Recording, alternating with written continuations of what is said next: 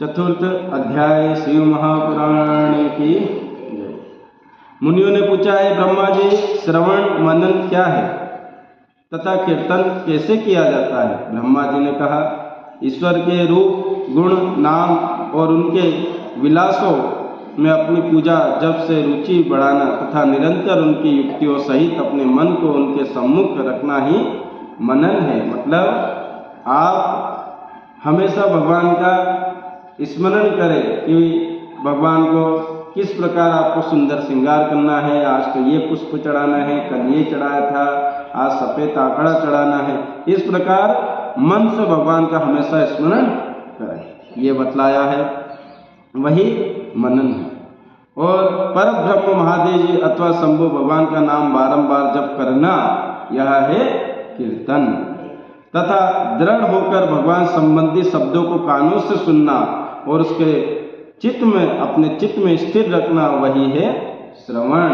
वही जो सुनना है, भगवान के भजन सुनकर व्यक्ति को आनंद आना कि आह्लादित हो।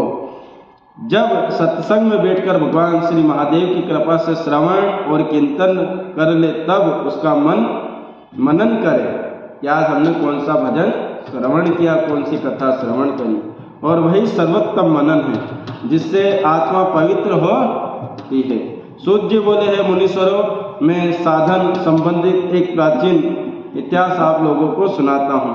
एक समय भैयों, यहाँ बेटे चुपचाप।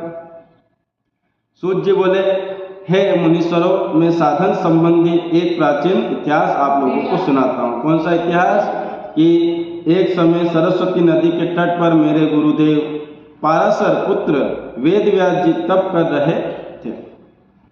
तो संत कुमार जी ने उनके निकट आकर उनसे पूछा, है भगवान, शिव जी को प्रत्यक्ष सबके सहायक है, फिर आप ऐसा तप क्यों कर रहे हैं? व्यास जी ने उत्तर दिया कि मुक्ति के लिए।